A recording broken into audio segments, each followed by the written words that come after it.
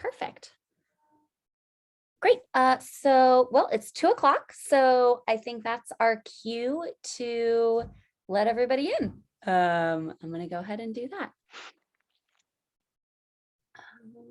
Oh, wait, no, actually, I'm sorry.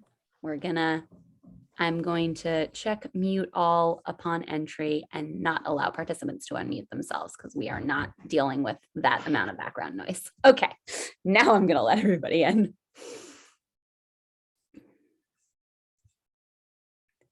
Hi, everyone.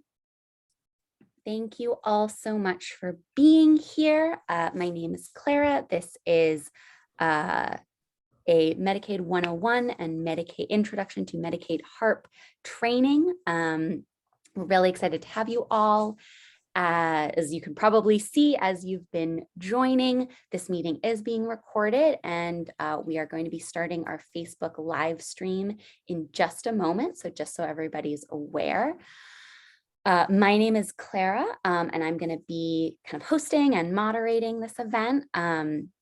As I said, we are going to be recording, and the Facebook live stream will be starting. Yep, has just started. So hi, everyone from Facebook. Thank you for joining us as well.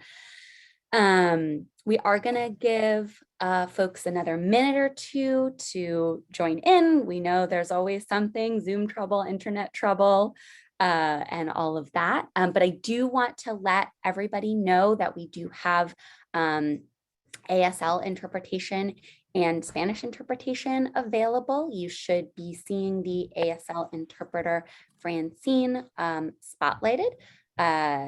That we also have ASL interpreter Genevieve. We're going to be spotlighting the active interpreter throughout the presentation as they change places. And I'm going to put that in the chat as well. Para hispanohablantes, por favor, hacen clic en el globo en la parte inferior de la pantalla y seleccione español para oír la interpretación en vivo en español. Y si necesitan ayuda, por favor, piden ayuda en el chat y yo les puedo ayudar cuando termino la introducción. Y también es necesario, le ayuda a tocar donde dice silenciar audio original para solo escuchar al intérprete. Again, so thank you, everybody, as we are starting up. Okay, I know we've still got a couple of folks kind of joining us, but I do want to get started just for the sake of time. I'll be repeating this again sort of as I go through my introduction, but please do, I see a couple of folks have introduced themselves in the chat already. I love that. Please continue to say hello, say where you're joining us from.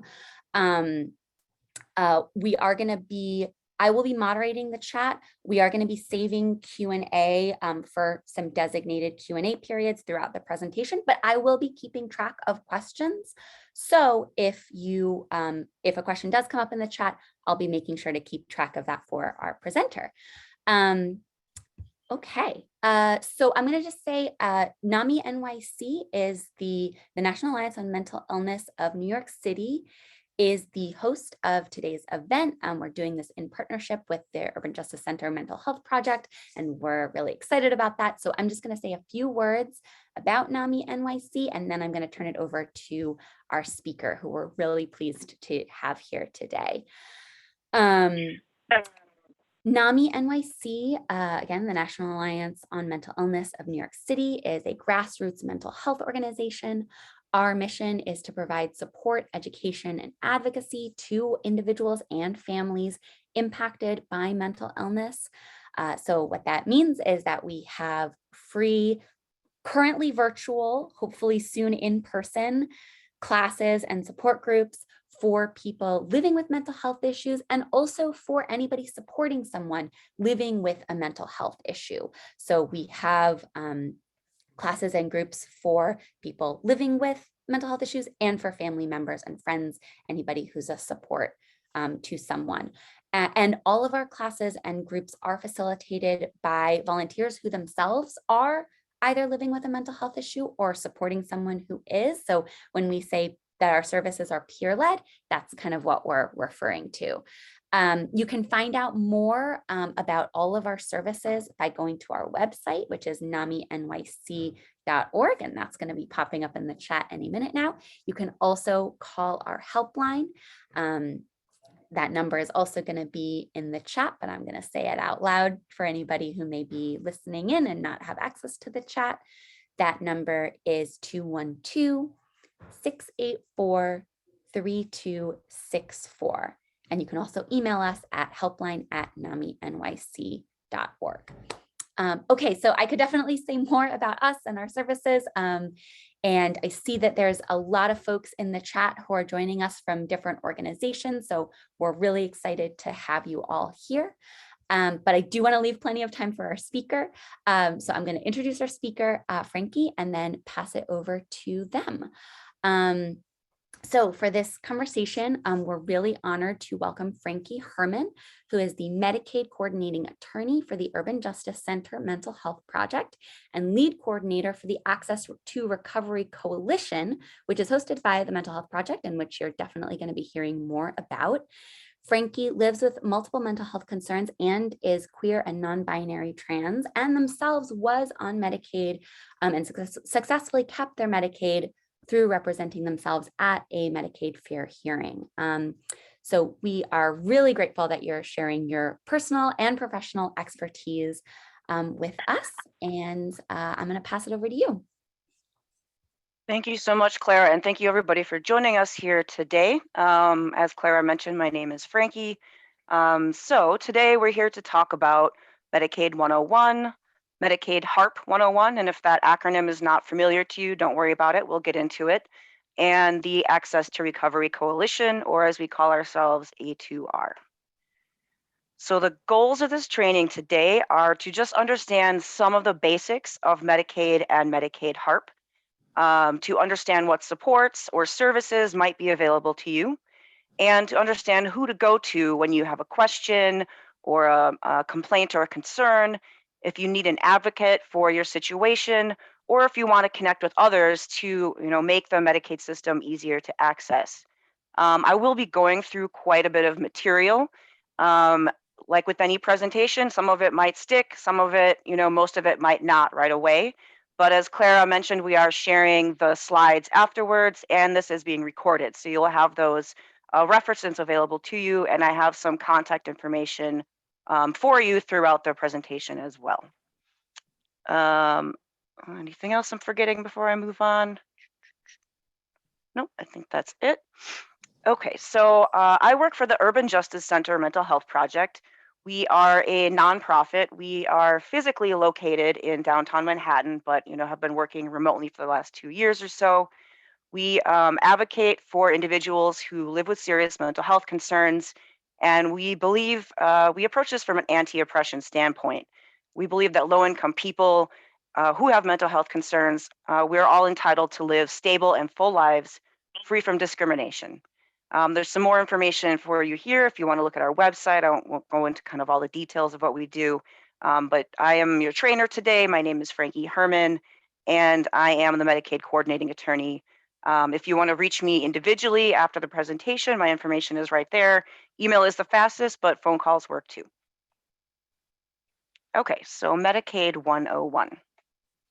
So first of all, what is Medicaid? Medicaid, it's a public health insurance program. It is the money to pay for Medicaid and Medicaid services comes from the federal government. It also is pitched in by the state government and local counties. So what that means is Medicaid is unique in each state. The federal government oversees and sets some rules that every state has to follow, but then the state can add some additional services, and then the state is responsible, in addition to the local counties, for administering the Medicaid program. So some of you might have also be on or have heard of Medicare. They're not the same thing. And some people have both. And when people have both, that's called dual eligibility. So we're not going to go into a lot of details about Medicare today. We're talking about Medicaid, but just some basic differences. Medicare is a federal program, and it is funded fully through federal money, versus Medicaid is federal, state, and local, and unique to each state. There are different categories for how people become eligible for each, and differences between kind of like what the resource limits or income limits might be to be eligible. So resources would be something like what you already have in your savings account, right? That's a resource. There's limits on that for Medicaid. Unlike Medicare, there's no resource limit. Income limit would be something like if you are working a job and you receive a paycheck, that would be income.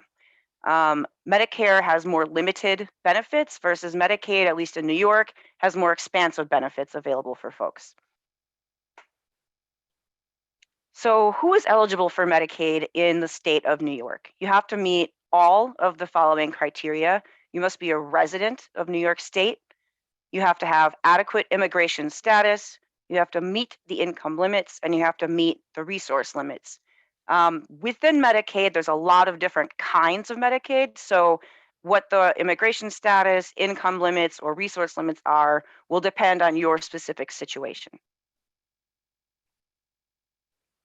So how do you apply for Medicaid in New York? There's two different sets of rules for two different sets of populations. I'm going to present this visually, and then the next slide I have it written out, so it's presented in two different ways. So for individuals who have low or no income, who are under 65 years old, and using the language that Medicaid uses, are not disabled or blind. Those individuals would apply through something called the marketplace. Some people might know it as New York State of Health. They're the same place. It's just there's two different names for it. And in order to apply, you can just call the New York State of Health, also known as the marketplace, at 1-855-355-5777. And for our listeners, that number is on the slides. So when we share those with you, you'll have access to that number as well. You can also apply online. The other group of folks are people who, if you don't qualify for that first type that I mentioned, which is also called MAGI Medicaid, or that stands for median adjusted gross income. So people kind of call that MAGI versus if you don't qualify for that kind, you might then qualify for this other kind, which is for people who are over 65 years old or are disabled and or blind in the language, in Medicare language, or sorry, excuse me, Medicaid language. The way that you apply for that would be through your local county. In New York City, it's called HRA, or Human Rights Administration, sorry. I speak in acronyms all the time, and sometimes it gets even a little bit lost on me. For if you're not in New York City, then you would apply through your local district social services. And I have on the slide here, there is a website you can go to click on that, figure out like what the phone number is in your particular county. So saying that all again, but just in a kind of a written format, there's two sets of rules for different populations. There is what's called the marketplace or New York State of Health. Generally, that's for people who have no income or low income, who are under 65 years old, and in Medicaid language are not legally disabled or blind. There's rules called the modified adjusted gross income. Those are the rules they use. And then I have the phone numbers again for folks to reach out. If you think that you don't qualify under that, but you think you might qualify under this other one, in New York City, you would contact Human Resources Administration, and outstate, you would contact your local county. That other one is generally for people who do not qualify for the first one, but who are legally disabled, 65 or over, or are blind. They use a different set of rules. Gets kind of into like that income and resources. The income and resources is different for different folks. So now I've said all that, and what if you're reading this or listening to me and saying, what? There's a phone number you can call. So if you're not sure which group you might fall into, you can call the Medicaid Helpline, and they will assist you with figuring out which group to fall into, where you need to apply. The Medicaid Helpline is 1-800-541-2831. There's also a website that you can go to if that's your preferred method. And that, again, is both of that number and the website are on the slides that we will be sharing. So once you've applied, you then, and let's say you're determined to be eligible, you might fall into one of two categories of a type of Medicaid. One is called Medicaid Managed Care. The other is called Fee-for-Service. Some people know it as straight Medicaid. Medicaid Managed Care is the most common type. Most of the state of New York is trying to move, the state of New York is trying to move most individuals into managed care. Some people still qualify for fee-for-service. It's a very small group of people. But what's the difference between these two? So really it has to do with who is administering the plan and who is getting paid to administer the plan. So in managed care, like I mentioned earlier, with Medicaid, money comes from the federal government, and then also money comes from the state government. That money in managed care then goes to a managed care plan. So some examples of a managed care plan would be like Health First, Affinity, Metro Plus. Your insurance company is another way to think about it. The managed care plan and the insurance company are kind of the same thing. And then the managed care plan would then pay the providers, versus in fee-for-service, the money still comes from the federal government, still then gets added to by the state government, but then the state government, without any managed care plan, just directly pays medical providers. So managed care plans will have things like a network of providers that are within, like Affinity, you can see X, Y, and Z doctor, but at Health First, you can only see A, B, and C doctor, that type of thing. With the fee-for-service, there's no managed care involved in making decisions about whether or not you have access to care, and it's just one less layer of bureaucracy. However, for better or for worse, there's arguments both ways. Most people will have Medicaid managed care if you have Medicaid. So whether or not you have managed care or fee-for-service, there are certain services that Medicaid will cover. So it sort of doesn't matter which group you fall into. These services, if they're authorized and if they're medically necessary, and I'll explain what those mean in a little bit, include hospital treatments, prescription medications, outpatient treatment and preventative care, transportation to outpatient medical appointments, mental health care, including substance use disorder treatment, crisis respite, which is a voluntary short-term residential treatment program, durable medical equipment, for example, a wheelchair, Hoya lift, something like that, long-term support, such as a home health aide, a personal aide, and nursing home care, limited dental and vision care, physical therapy, and diagnostic tests. Now, these have to be authorized and they have to be medically necessary. So what does that mean? Authorized means that the service has been approved by either the managed care plan or by the state, depending if you have managed care or fee-for-service. So if it's managed care, the managed care plan approves it. If you have fee-for-service, then the state would approve it. And medically necessary, they use kind of like this long list of things. That is typically where people find themselves in disagreement with their care. This is usually where a lot of the problems come up. So medically necessary, according to the Medicaid managed care model contract, is healthcare and services that are necessary to prevent, diagnose, manage, or treat conditions in the person that can cause acute suffering, endanger life, result in illness or infirmity, interfere with such person's capacity for normal activity, or threaten some significant, in their language, handicap. So what I usually see with individuals who are having a problem getting services authorized is that the managed care plan will say the service is not medically necessary. That's a very common thing that they just kind of spit out, to my mind, without even really looking at the individual's situation. And so if you ever receive any paperwork like that, one tip is to save any paperwork you receive from your insurance plan in one folder. And if there's any paperwork that you get that denies you something, that is reducing your services or supports, or that is eliminating it, immediately call an advocate, because there are some time-sensitive deadlines in which I find it helpful to have some guidance on what to do and what steps to take. So if you have, and I'm largely going to be talking about managed care as that's most of what folks have. But again, if you have fee-for-service and there's questions about that, we'll have contact information and you can reach out. So when you have Medicaid in New York State, you'll get a benefit card. You can see there circled in red would be your Medicaid ID. If you're ever calling about anything related to Medicaid, someone's going to ask you, what's your member number? What's your Medicaid ID? What's your SIN number? And that number is right there under the big B of your benefit card. It will always be 2 letters, 5 numbers, and 1 letter. So that's how you'll know that that's your Medicaid ID number. If you are also in a managed care plan, I've got some examples of managed care plans here, their cards. Some managed care plans will have their own member ID, but they will be able to find you based on your Medicaid ID. So that's the important one to always be able to have on hand for yourself.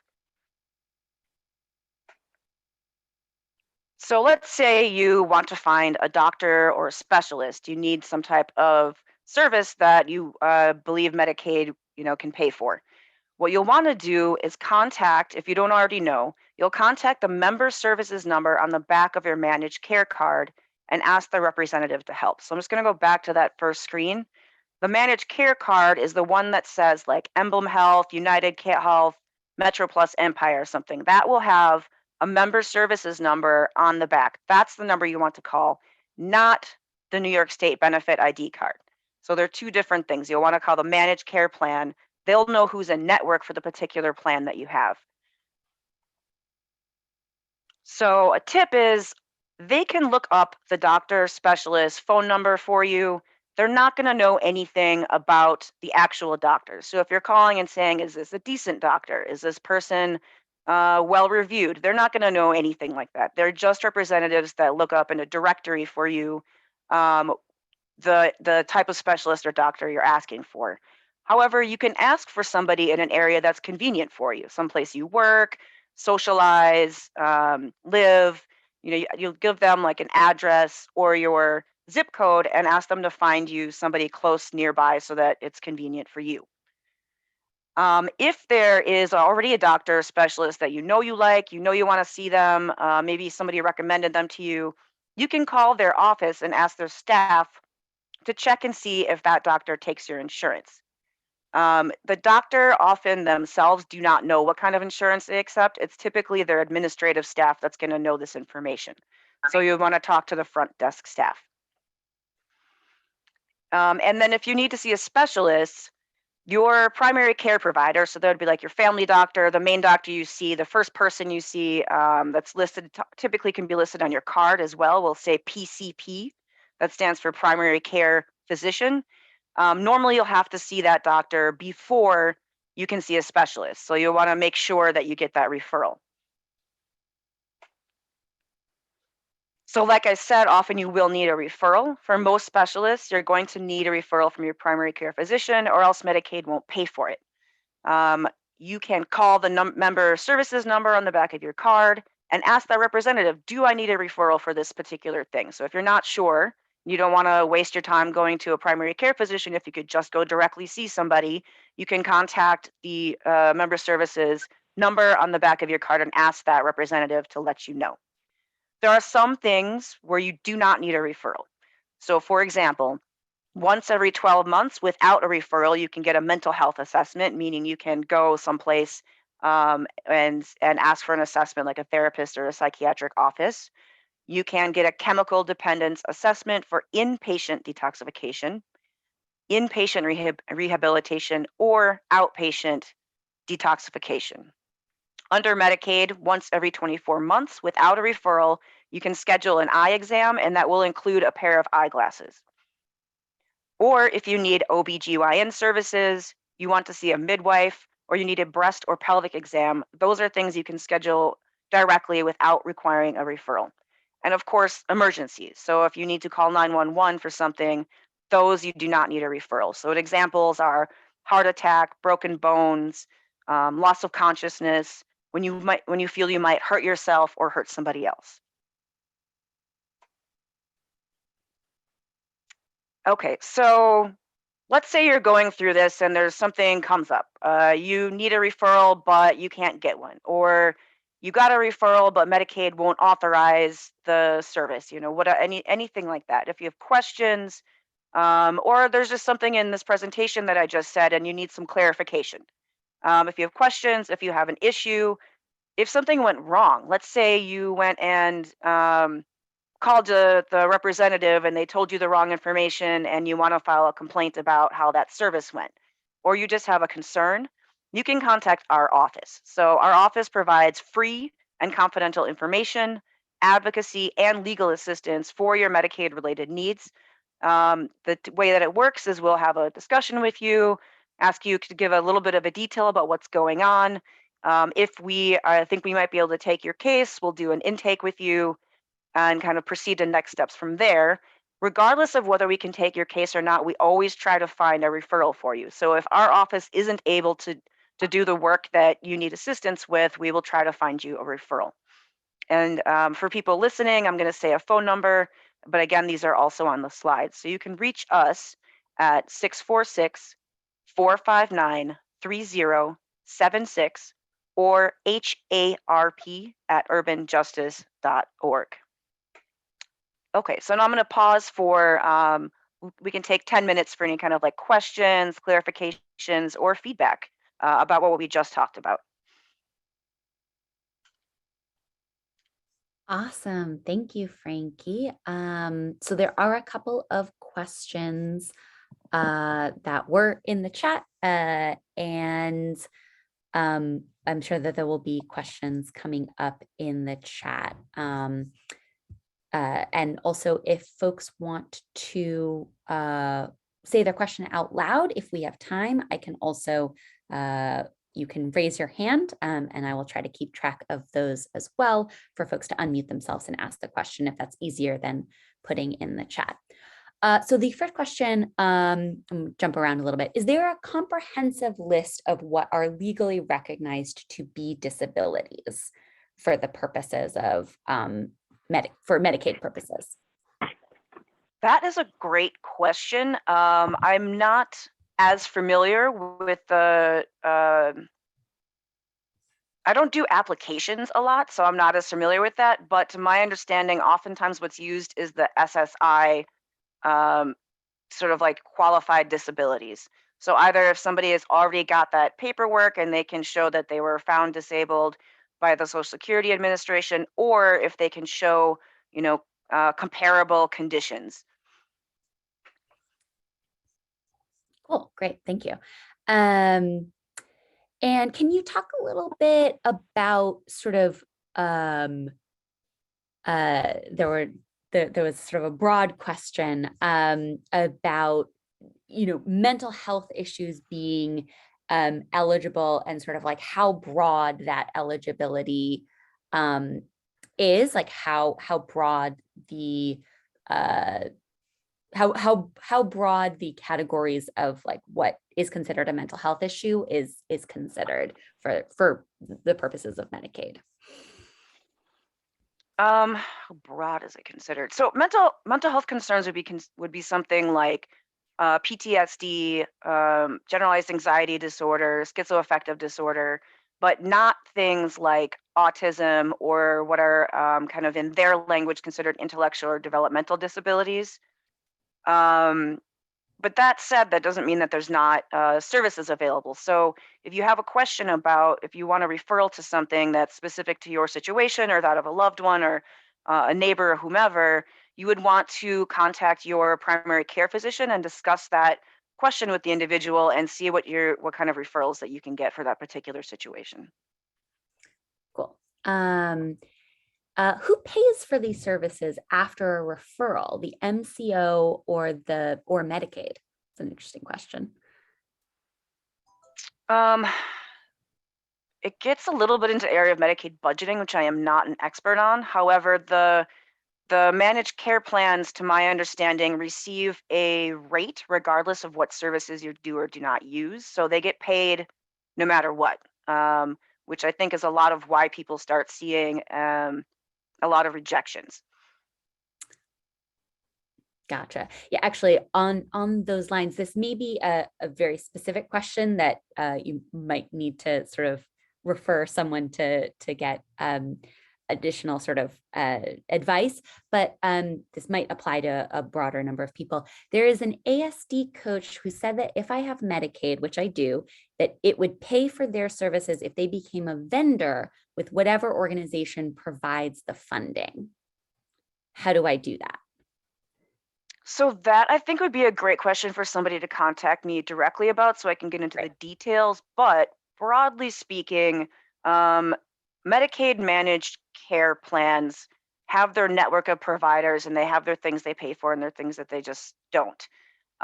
If somebody has a medically necessary service that they're seeking and Medicaid would pay for it, except that um, the specialists that they have in their network don't cover that, like they don't have a broad enough network that somebody is not included, then there's something called a single case agreement in which they can do a one just for that individual with just that practitioner, an out of network agreement. So that's something that I would recommend contacting an advocate and getting more specific kind of details about what the possibilities, is this a service that's covered by Medicaid, first of all?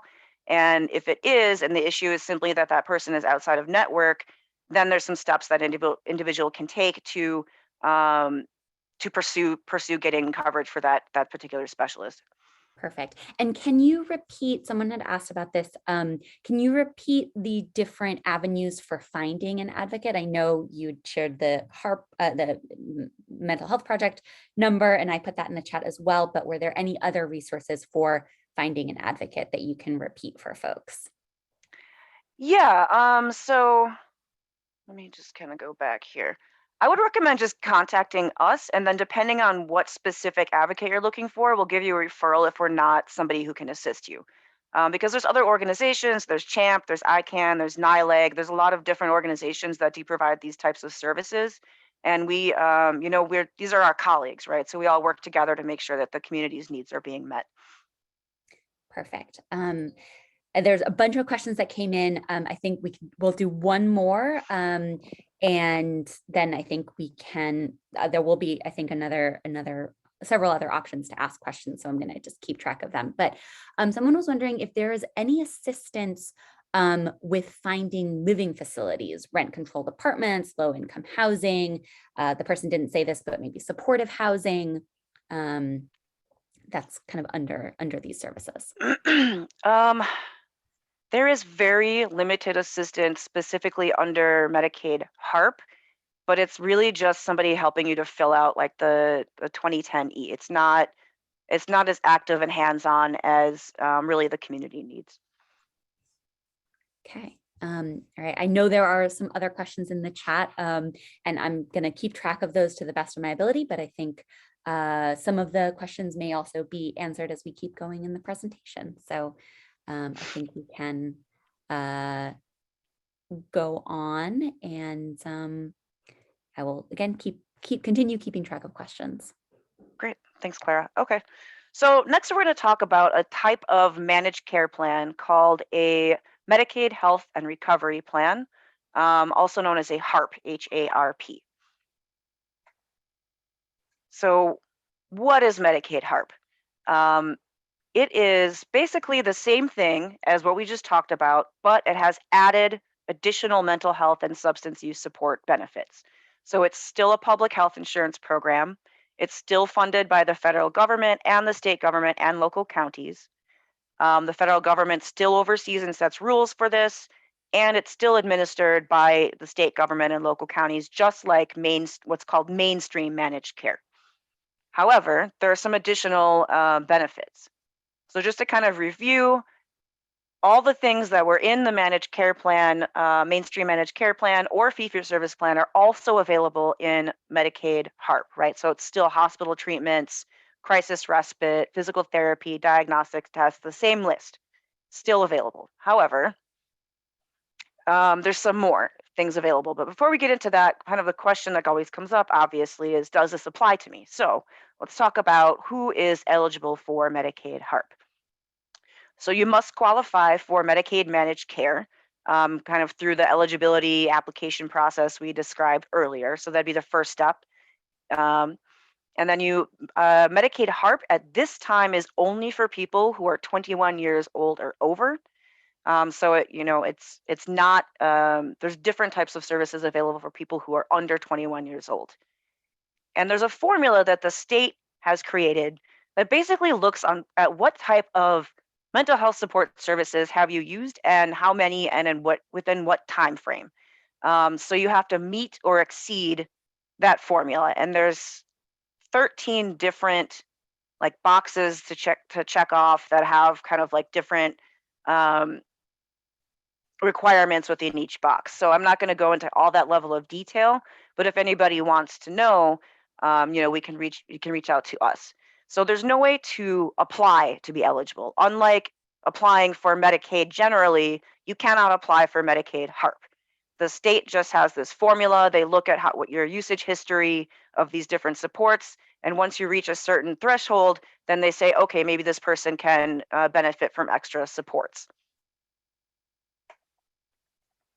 To find out if you are eligible or possibly even already enrolled, because many people who are eligible are already enrolled and don't know it. Probably when I first started doing this work, at least half the people I spoke to who were calling to ask me whether they might have Medicaid HARP did and had no idea.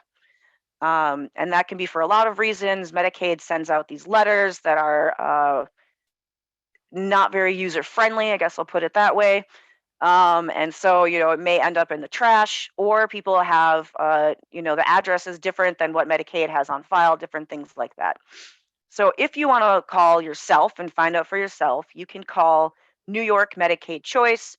That's sort of like the branded name. It's also known as Maximus at 1-855-789-4277.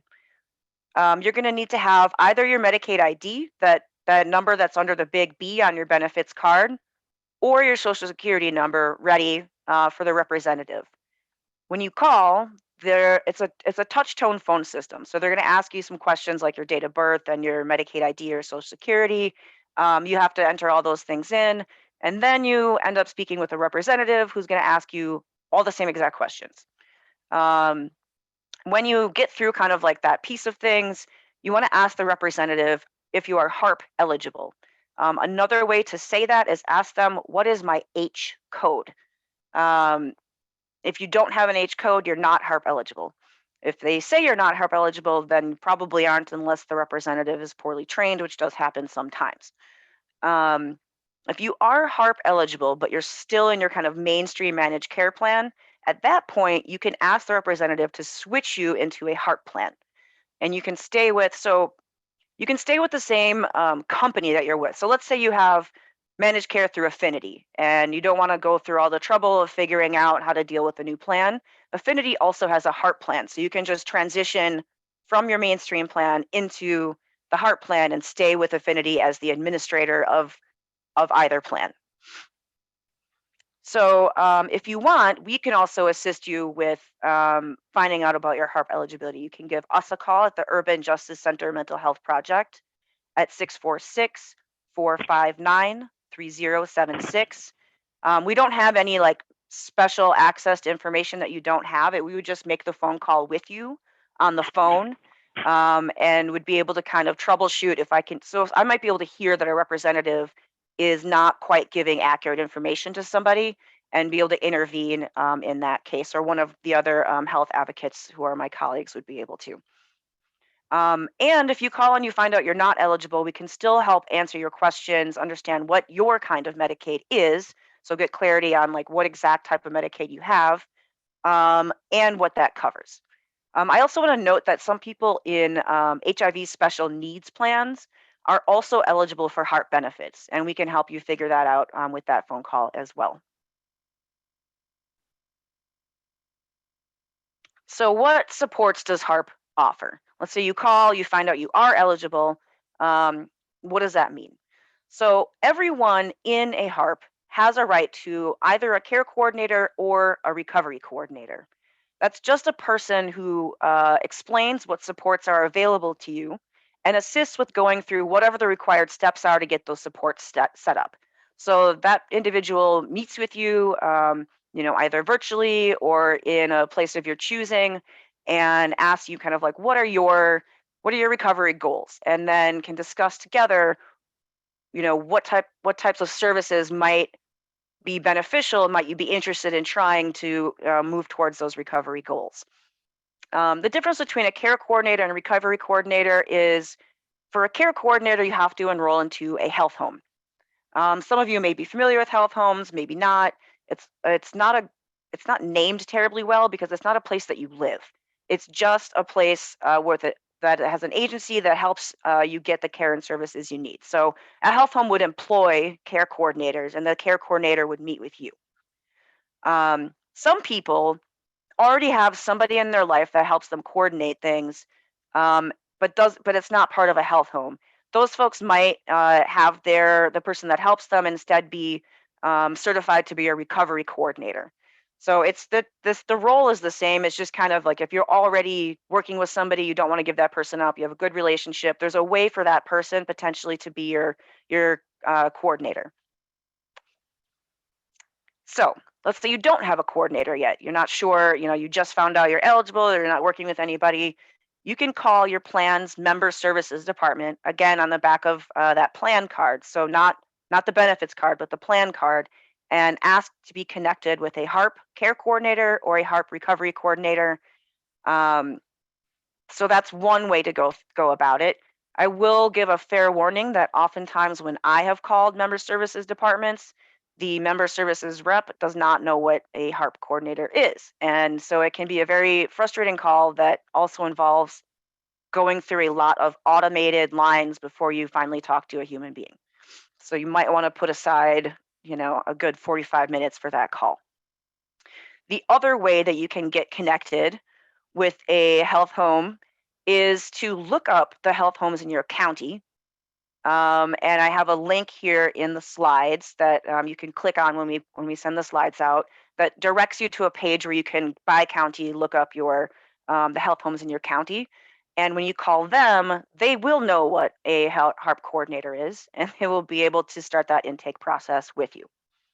A third option is you can call us at the Urban Justice Center, and we will assist. And again, we don't have access to any systems that you don't have access to, but we can help make that phone call to the member services plan. We can help you look up the health home in your county. Let's say you don't have internet access where you're at. That's things we can look up for you and assist you with.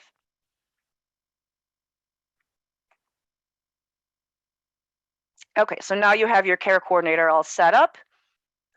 What supports can you get in addition to the care coordinator?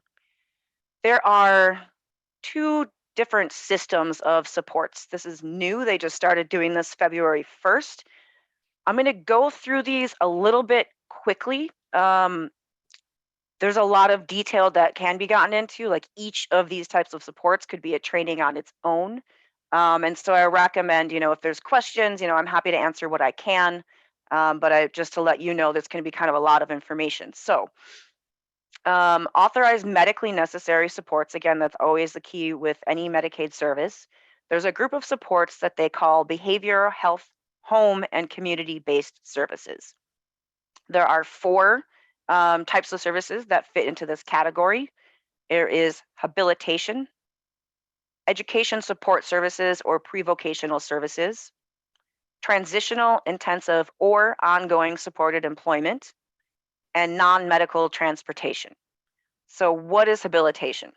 Broadly speaking, it's there to assist you with developing skills necessary for remaining in community and pursuing your recovery goals. So some examples are, if you need assistance with how to use transportation services, assistance with managing money, managing traumas, or securing TTY services.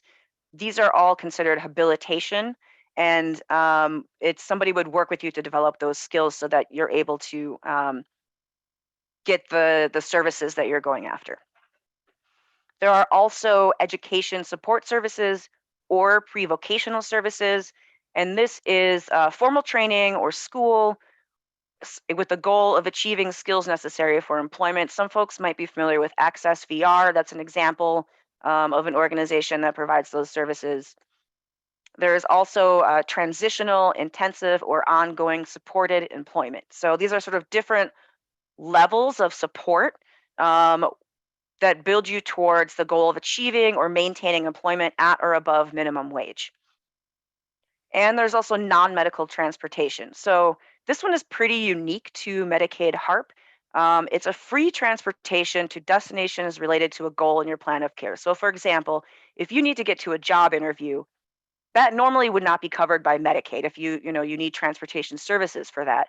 However, if it's connected to your kind of recovery goals, then you can apply for non-medical transportation, and Medicaid will cover your transportation from your home or wherever you are at. I think there's some mileage limits, but to your job interview, college fare, like a GED prep class, things like that. So there is a second group of supports called CORE, that stands for Community Empowerment and Recovery. These supports aren't new, but the way that they're being administered is new, and it's kind of a dual system that they have going on now. These supports are available where you live, where you work, where you learn, socialize. It's meant to be mobile support, so it's meant to meet you where you're at. You don't go to a clinic for these. The person comes to you. In some cases, you can get them through telehealth, and there's meant to be a no wrong door referral process. So, for example, you don't have to get an eligibility assessment, you don't need to join a health home, and you do not need to visit your primary care physician or work with a care coordinator to get these supports. Like, you can just go ask for them yourself if you have Medicaid HARP. These supports are empowerment services, peer support, family support and training, psychosocial rehabilitation, and community psychiatric support and treatment. So peer support is, and there may be probably some peers on the line with us today, it's getting help from somebody who knows what you're going through, they've been through it themselves, and they've been through a training program and are certified. Family support and training is family of your choice. So this can be people you live with, it can be friends, it can be relatives, mentors, whomever you choose to call family, can be involved in your recovery. So for example, if you, for example, a client may have, an individual may be a person with mental health concerns. Maybe they live with their parents and there's some, maybe tension or et cetera between them and the relationship. And an individual can come in and kind of do some training around like better ways of communication or, whatever supports the individual is looking for in terms of that familial relationship. And again, it can be anybody that you call family. It's their family of choice. It does not need to be biological family. Psychosocial rehabilitation. This is a very broad array of services, and I could do like an hour training on just these. So broadly speaking, it's about helping you improve your life satisfaction and wellness as you define it, want it, and need it. And then community psychiatric support and treatment is support by clinical professionals. So this is meant to address barriers that impact daily living, such as housing, finances, education, employment, personal recovery or resilience, family, and relationships. So kind of just to repeat that in a visual format, there's two sets of rules for different types of HARP supports. There are the core supports. Those are peer supports, family support and training, community psychiatric support and treatment. I'm missing one. Psychosocial rehabilitation should be on there. I apologize. This requires just a simple form that the agency can set up for you. So let's say a peer services agency that you've been recommended to or you like, and you can just go to them directly if you have Medicaid HARP and say, I want these services, and then they will set up the process for you of how to get that service. You do not need any type of assessment form. It's meant to be very simple. Versus the behavioral health, home, and community-based services must go through a care or recovery coordinator. So you would have to go through and join that health home, get the care coordinator first. Then you have to do an assessment, and there's a lot of different steps in getting those services. And the way to get kind of access those is to call and get connected with a recovery coordinator. These are both supports that are available under Medicaid HARP. One of them has a longer process than the other, is basically the access difference between the two. So that system has a lot of steps, a lot of ins and outs. And so if you have questions about how that works, if you're stuck at some step and you're trying to access HARP services, you can contact us at the Urban Justice Center and we'll be happy to, address, if it's a question, if it's a complaint about something, whatever it is, to the best of our ability, and, consult with colleagues when we don't have the answer. So our phone number again is 646-459-3076. And I will pause here. We have about 15 minutes for questions and clarifications and feedback. Awesome. Yes, we have a bunch of questions. One quick question to start off with, since you shared the number again for the Mental Health Project, what are the best days and times to reach that number provided? Yeah, good question. You can call anytime. It's actually a warm line, so you'll get our voicemail. So you can call if it occurs to you at 3 in the morning that you want to speak to us, you can call us at 3 in the morning and leave us a voicemail. Cool. Okay, a couple of quick questions. Is HARP available in all states? No, HARP is specific to New York. That's what I thought. Okay. As providers, do providers need any additional certifications to assist clients that are HARP eligible? It depends on the type of provider. So for example, a primary care physician giving you a referral to something, no. But there are designated providers. I wouldn't know who they are off the top of my head, but if somebody has a question about their specific provider, I would recommend contact your provider and ask them if they are able to. And if you run into kind of like problems with them not even being sure, you can always call our office. Okay. And if somebody has assisted outpatient treatment via Kendra's law, do they automatically qualify for HARP? That I don't know off the top of my head, but I could certainly look it up. If somebody wants to reach out to us after the presentation, I can look it up for you. Cool. Okay, then we've also got, oh, and another quick question, actually. Can you clarify if parents of adolescents or children with Medicaid can use HARP for their kids? No, it would have to be the individual themselves as the person with the Medicaid plan. So yeah, it has to be the individual themselves, not you wouldn't be able to apply it to a family member or a loved one. Cool. Okay, so thank you. That's most, I think, of the quick questions. Couple of broader questions. Okay, in terms of the algorithm and qualification, is there any way that you can share the algorithm or sort of a summary of the algorithm, or is there a way to sort of do that? Yeah. Yeah, I can certainly do that. Do you want me to, it'll take me like a little minute to find that on my computer. I could do a screen share right now, but maybe we kind of pause on that and get through some of the other questions if that's helpful. Yeah. I can also send it out after the presentation to you, and then if you want to disseminate it to the registrant list, I'd be happy to do that.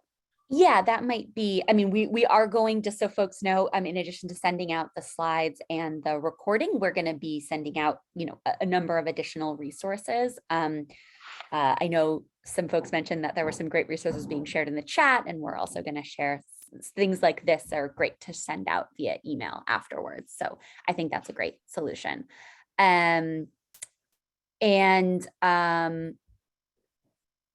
Yeah, so in relation to that as well, someone mentioned that they were told by someone at the Urban Justice Center that it's possible for a medical professional to certify the medical necessity of HARP services, even if you don't qualify. And they were wondering if they could get more advice in that, on how to sort of do that kind of advocacy or self-advocacy.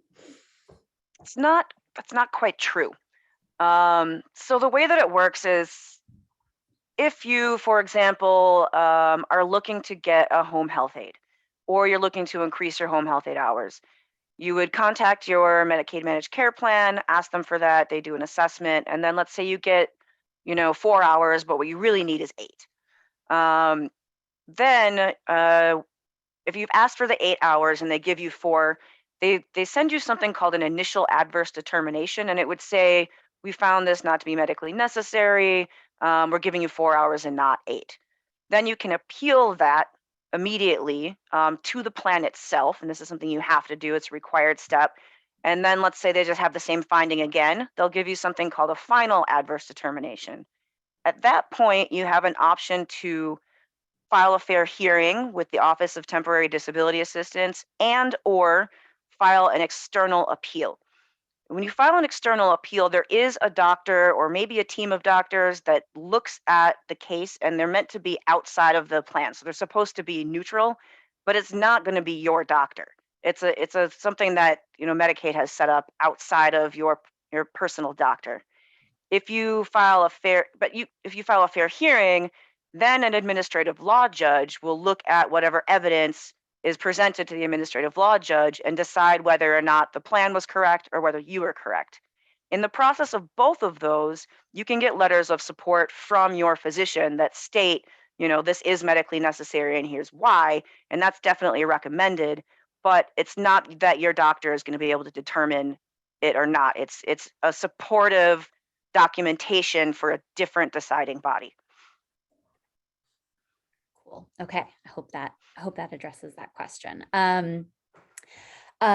Similarly, so somebody else had said they talked to New York State Medicaid about HARP and got the information that they were backlogged, but that a PCP may refer someone to initiate the process, but the PCP is uninformed and the affiliated social worker. So they're sort of facing this predicament of like no one who is supposed to be able to help get them into these services knows how to do that. And they also mentioned, which I definitely want to highlight and validate, they're feeling very, like the whole process is just very, they use the phrase epistemically violent and impersonal, and sort of struggling with that. So I wonder if you could speak a little bit about that.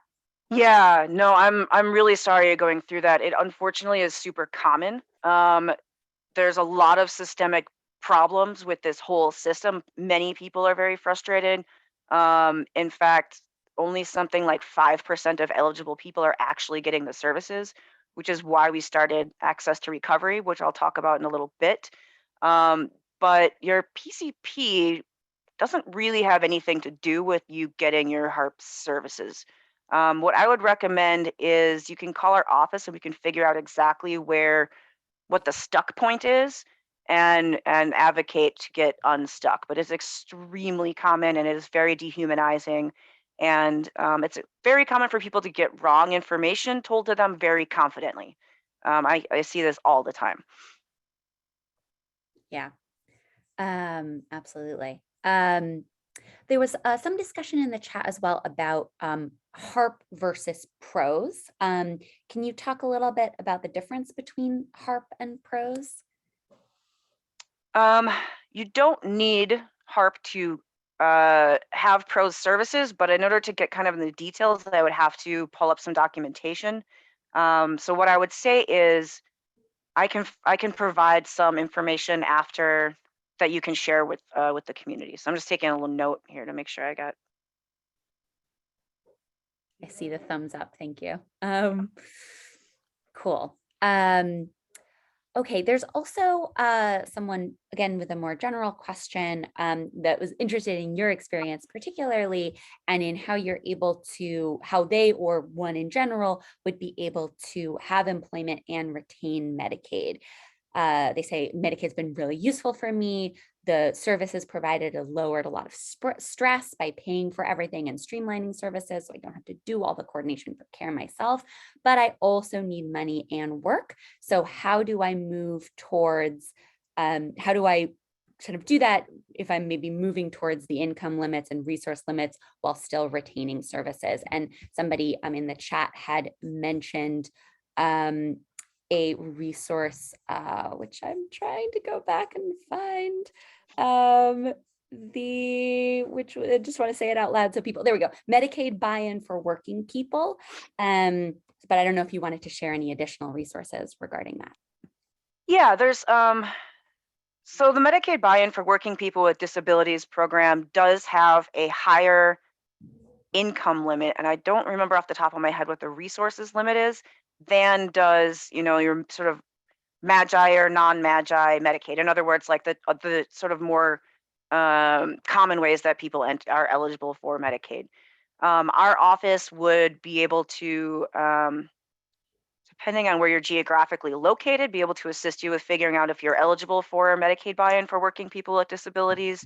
And the other option is something called a spend down, which is broadly stated, placing some of your income into a special needs trust so that it's sort of in legal terms hidden from the Medicaid calculations. And there's limits on that too, and it gets pretty detailed. So if there's questions about that specific situation, give our office a call.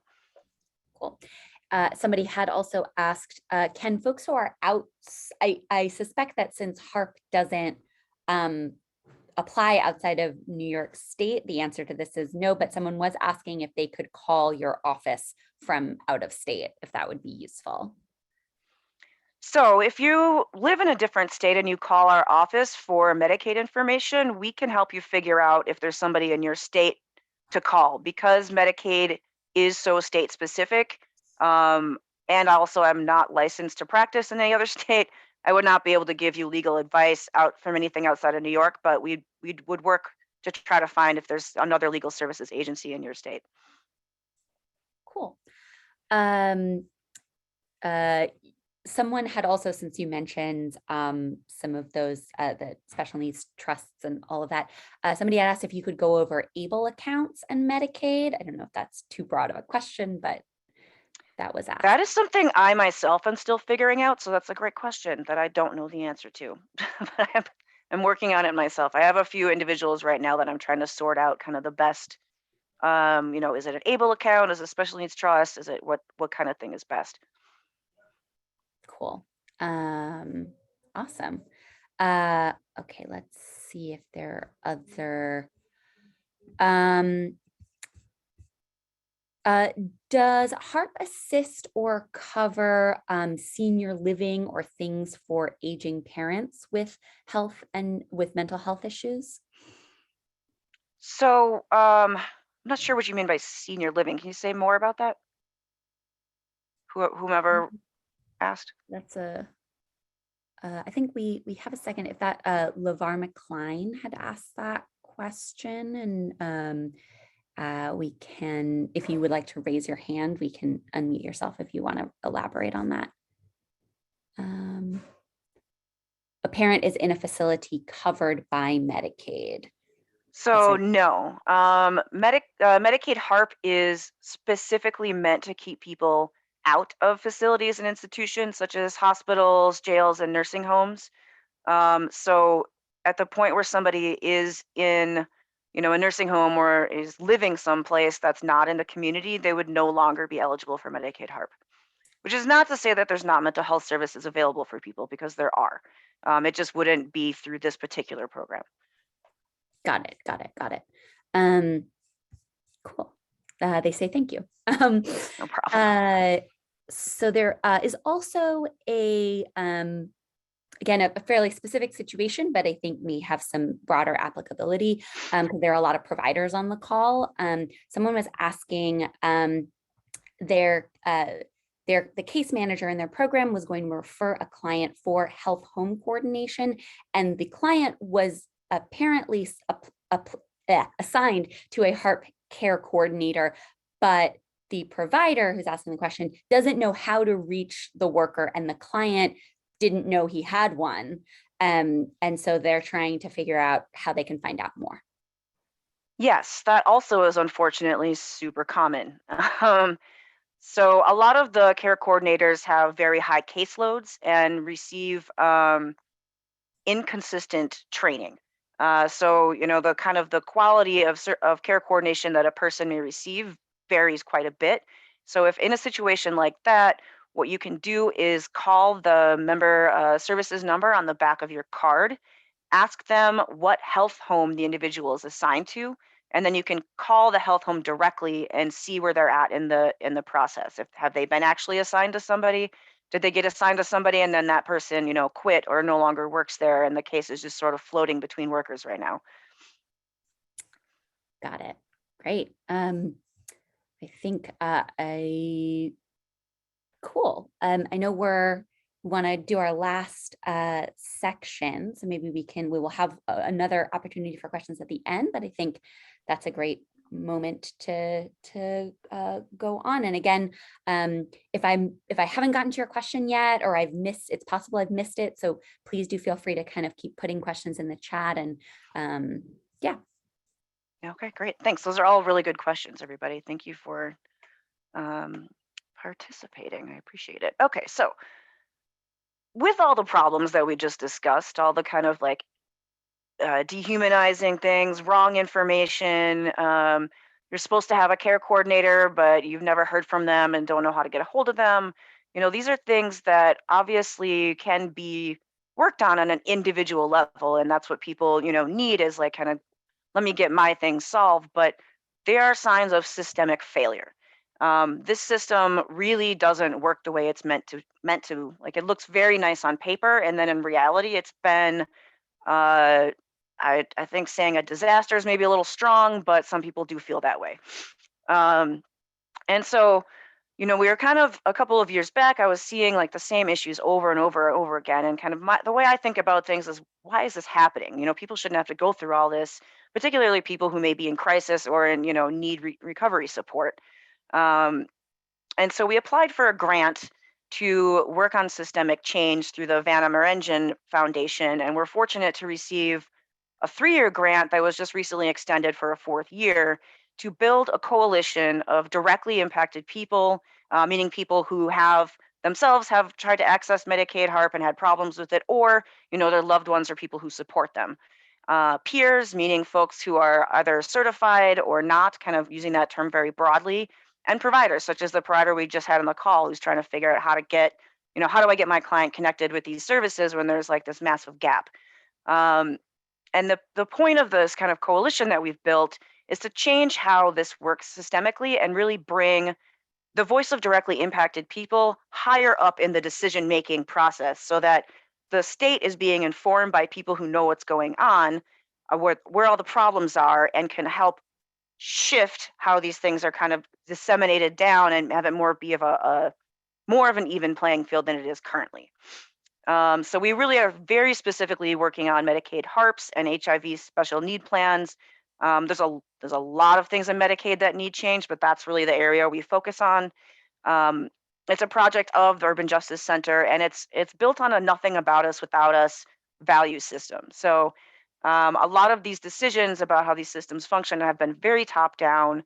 I've attended a lot of trainings that are supposed to be for like care coordinators or providers or whoever. It's an extremely technical language and not very accessible, even to me, who's like living and breathing this world every day for a job, right? Let alone, somebody who is trying to sort through all the misinformation, et cetera. So we have been meeting, we started before the pandemic. We've been meeting since about, I want to say, October of 2019 or so. We meet the first Thursday of every month. We respectfully and kindly ask that people who work for the government do not come to our meetings. So if you work for Department of Health, OMH, DOHMH, a local governmental unit, this meeting really is not for you. It's really for people who are trying to access these systems from a more on the ground, like grassroots level. We do these all virtually. You can attend, it's just like attending today. You would attend by Zoom with video or phone, whatever works for you. And we have a low volume listserv. That's how you kind of register for our meetings, is to join the low volume listserv. It's really just an announcements listserv.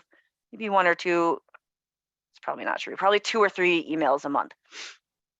So what have we done? We just recently negotiated with OMH to bring a town hall / training about the new core services that was led by peers and was meant to be for peers statewide with OMH. So we did 3 town halls. We had a couple hundred people attend, and the slides were all, looked at as looked at by peers and evaluated, like, what language should we use? Is this accessible? How do we talk about these things? What questions do people have?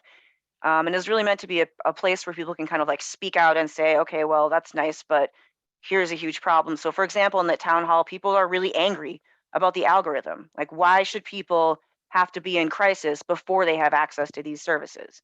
Why aren't these just available for everybody? So that's one of the big projects we just finished up.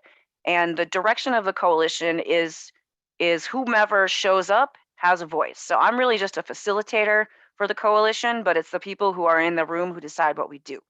So I would love to see some of you all there at our next meeting, which is Thursday, March 3rd. And I have information about how to join, or if you just have questions about what we do. We have a pretty short, that's kind of like all I had to say about the coalition at this time, but I want to open it back up for any questions about the coalition or anything else that has come up today.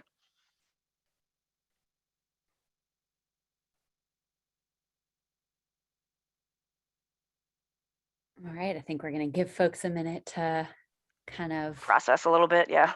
process that. I think maybe while folks are sort of figuring out if they have additional questions, well, maybe somebody did ask how they can register for the coalition. So maybe if you want to specify that. Yes, so I send out registration links through our listserv. I usually do that at the latest a week before the meetings. I try to do it earlier than that. So if you want to join our listserv, you can just email me directly at go back here.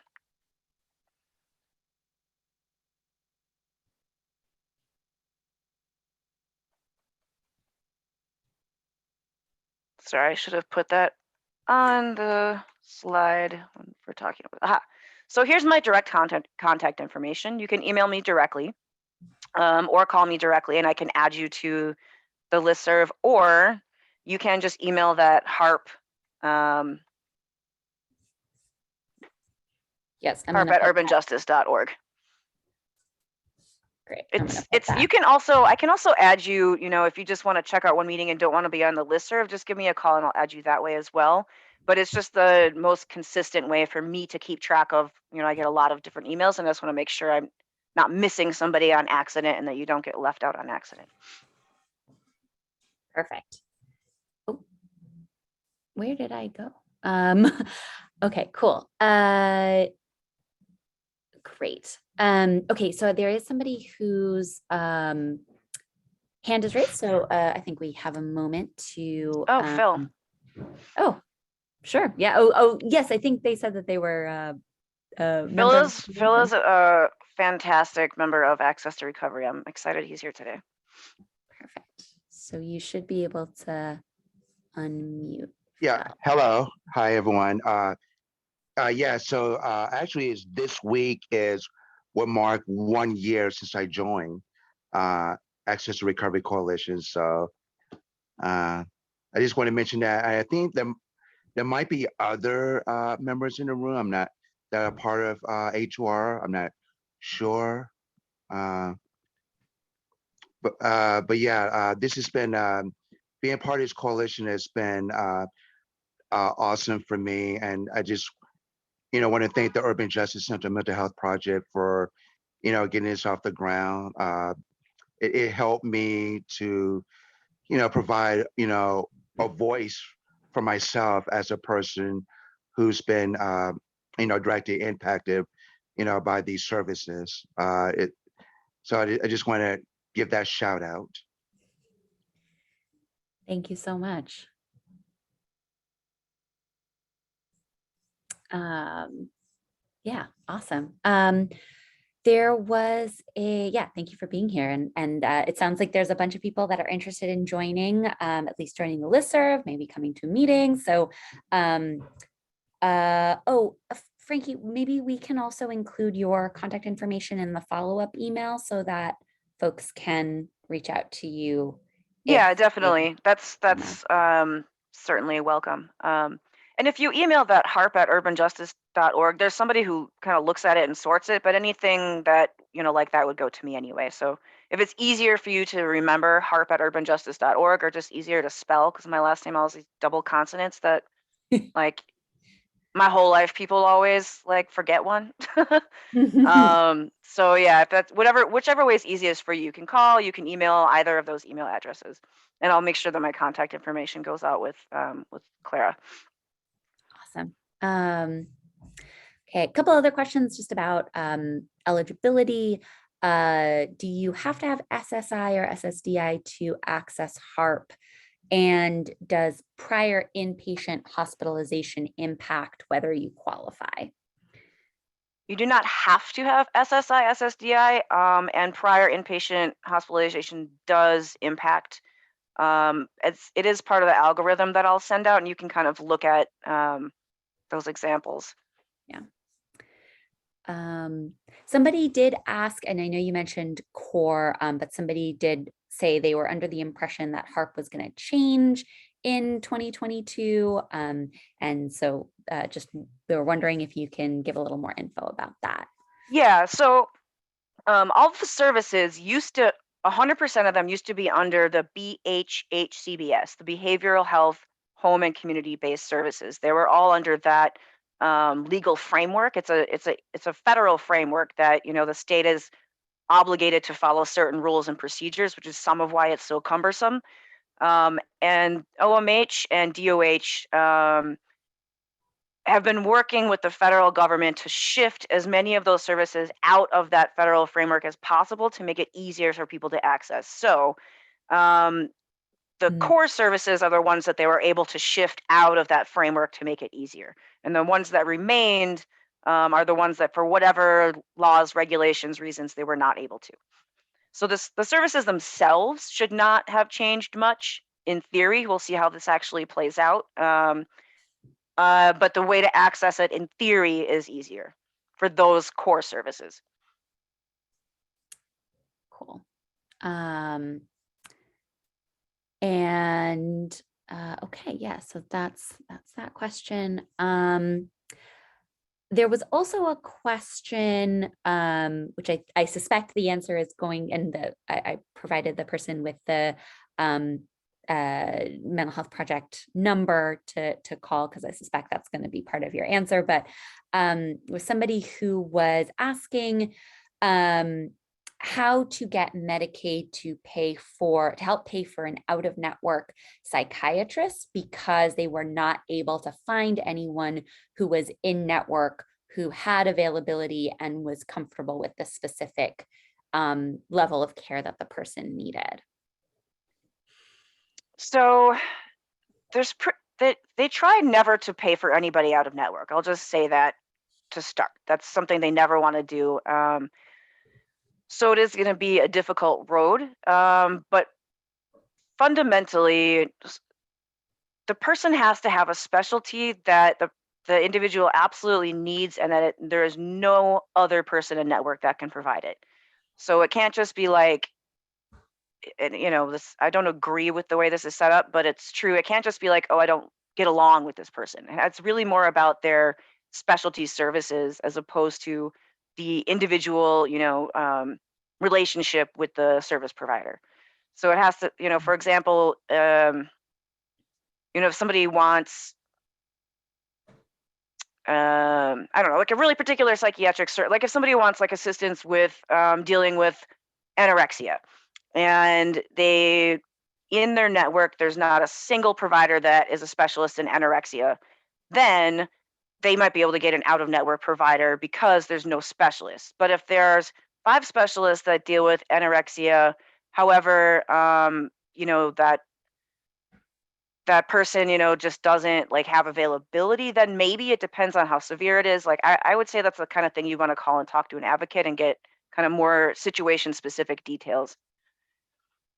For sure. Yeah. Yes. And I did the numbers up on the slides, and I put it in the chat You know what, I'll just put it in the chat again. Can't hurt. Cool.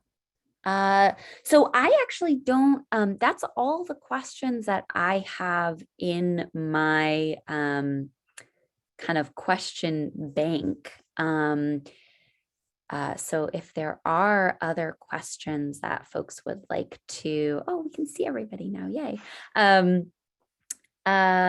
If there's, other questions that folks have, or if anybody would, again, like to raise their hand and ask a question, we still have about 10 minutes before we're going to wrap up. So we'd love to take some more questions and feedback.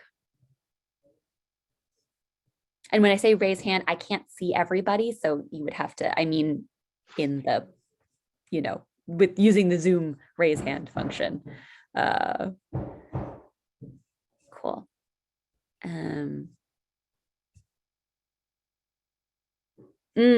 Oh, interesting. Okay, this is a great question. Just going off of your just discussion of like a specialist.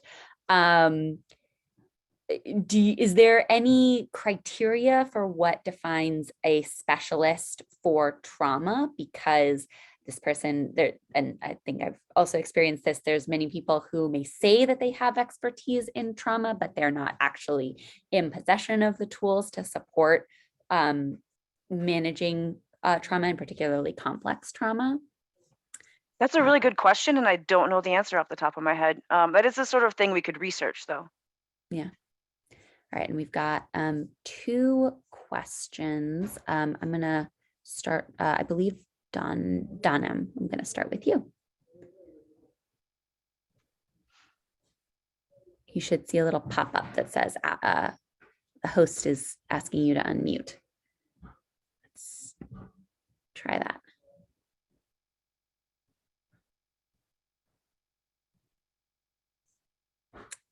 Potentially, Dunham is not there. I also see Laura Ann, so I'm gonna ask you to unmute if you'd like to ask your question. Hi. Hi. Hello. I will be turning 65 this year, and I understand that means I can't think of it. HARP will end. What happens to me after that? Is there anything else I can do that's similar to this program? That is a great question, Laura, and also hi. Hi. So the state has been trying to figure out ways to continue HARP services for individuals who turn 65 and become Medicare eligible or dually eligible. The dates on those keep getting shifted around, so I don't know off the top of my head like what that looks like. But depending on the specific services you're interested in, possibly, because there's Medicaid HARP has a lot of services that there's other pathways to access them. So I would say we can, give me a call and we can talk about your specific situation. Okay, thank you. Let me put my hand down. Another question. Do you see challenges with folks obtaining mental health services specifically? And is there any specific guidance on understanding and obtaining mental health resources with Medicaid? Do I see challenges? Yes, many, all the time. I mean, I wish there was some like magic guide, but I don't think there is. Like, I think it's just like trying to find a primary care physician that meets your needs. It's kind of just a matter of somewhat luck. And then, meeting with the person and figuring out like, is this somebody who gets me? Is this somebody who I feel safe around? Is this somebody I trust? And sometimes it takes a couple of bad fits before a good fit is found. So I would say, particularly like in areas with fewer providers, more upstate or rural areas, it can be challenging because there may be a limited pool of people that you have access to.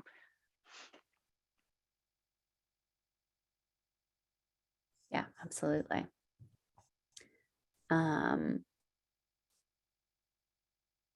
There's a lot of Frankie, I just want to share there's a bunch of people saying thank you and expressing appreciation in the chat. I know you can't see that, so just want to Great. express that. Okay. My Jerry? pleasure. Oh, we're saving the chat though too, right, for people's questions and Yes. follow up. Okay. Yeah, we're gonna save the chat for sure. There's been a ton of Resources. questions. Yeah, resources and information shared. And I do, this was mentioned in the chat, but I do want to repeat it verbally. If anybody wants to save the chat themselves and not wait for us to send the resources, if you go to the little box where you would type in your chat and go to the 3 dots at the top right-hand corner of that little window, there should be an option to save the chat, and it will just save it as a text file. Okay, Jerry, I see you've got your hand up. Oh, yes. Hi, thank you. Hi, Jerry. Hi, so I work at the Robert Louis Stevenson School, which is a high school that's dedicated exclusively to emotionally complex children. And many of our parents often struggle when their children, when they have Medicaid and their children have Medicaid. So these are adolescent aged kids. Do you have experience in your office working specifically with adolescents to provide various kinds of mental health support, and sometimes including an in-home visit? So no, unfortunately we don't. We really focus on the Medicaid adult population, and we don't have particular experience with people who are under 21. But I would recommend maybe reaching out to, there's an organization that's a statewide coalition called the Medicaid Matters New York. And they don't do, it's not that they do individual representation or anything. They don't, it's a coalition of a bunch of different people who care about Medicaid and want it to work better for everybody, but they may have some resources for you if you want to reach out. And I can include that in the information that or you could, if you want to just kind of look it up in a search engine, it should pop up, but I'll include that in the information that I send out to Clara as well. Much appreciated, thanks. No problem. There are certainly parents of people who are in systems that you're talking about in that group.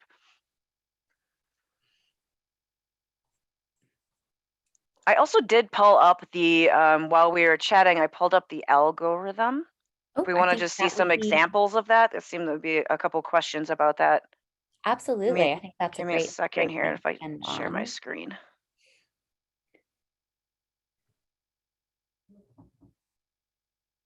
Okay, folks can see this? Can folks see this okay?